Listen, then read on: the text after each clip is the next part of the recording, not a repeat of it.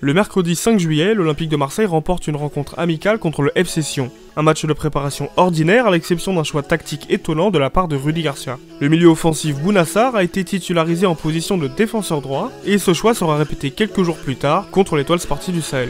Certes, Bouna Sarr c'est moins vendeur que Kylian Mbappé, mais la situation est si rare qu'elle mérite qu'on s'y intéresse. Alors pourquoi ce choix de Garcia? Est-ce un craquage du coach, du génie tactique? Que peut-on en penser et ce repositionnement est-il envisageable sur la durée?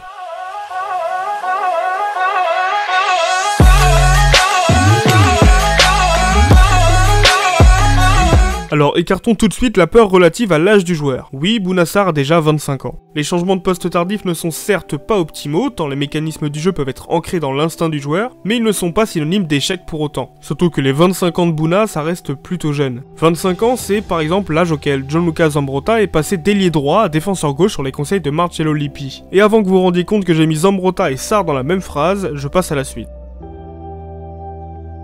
L'âge n'est pas un frein, mais ce qui m'inquiète en premier lieu, c'est que la décision a juste l'air d'être une réaction d'urgence. Sakai n'a pas de véritable doublure et l'ouverture du championnat n'est plus si lointaine. Avant de trouver un renfort sur le marché des transferts, les dirigeants marseillais ont cherché une solution dans leur rang. Donc s'il s'agit d'un bricolage contraint par le temps, ce n'est pas bon signe. Ensuite, il faut considérer un temps d'adaptation pour s'habituer au nouveau poste et en intérioriser les gammes. Le problème, c'est que Bouna Sarr ne bénéficie d'aucune indulgence par le public et très peu par le coach, tant il se montre irrégulier à son poste de supposée prédilection. S'il n'est déjà pas bon dans le rôle qu'il connaît le mieux, comment pourrait-il se montrer performant rapidement dans une position inédite? Surtout à un poste aussi polyvalent et exigeant que celui de latéral.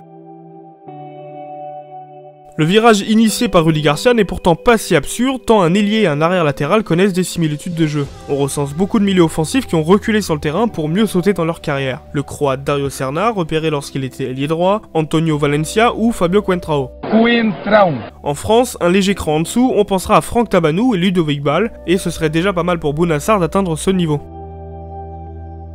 Le franco-guinéen pourrait mettre sa technique mais surtout ses capacités athlétiques au profit de l'animation marseillaise. À défaut d'être un talentueux créateur, il sera capable de multiplier les dédoublements tout au long du match, de proposer de nouvelles options offensives, même si pour l'instant le jeu long n'est pas son fort avec un centre tous les 2 matchs et une passe longue tous les 5 matchs selon WhoScored. Signe d'espoir, les stats de sa saison 2014-2015 à Metz, lorsqu'il avait véritablement du temps de jeu, sont largement meilleurs.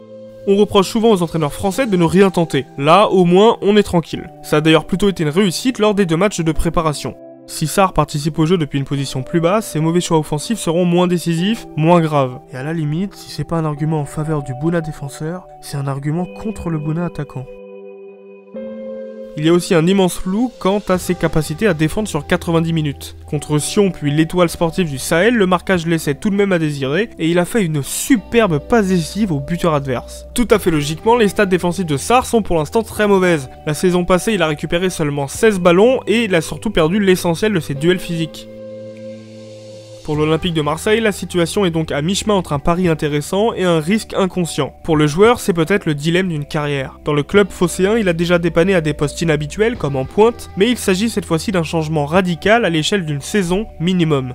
S'il souhaite rester, il n'aura pas le choix de jouer dans la ligne défensive, surtout qu'Ocampos est de retour et que l'option d'achat de Clinton NG a été levée automatiquement. Si le poste de latéral ne lui convient pas, il devra partir pour une destination bien plus modeste, puisqu'il n'a jamais satisfait à Marseille. Strasbourg tente par exemple de le recruter sans grande réussite pour le moment.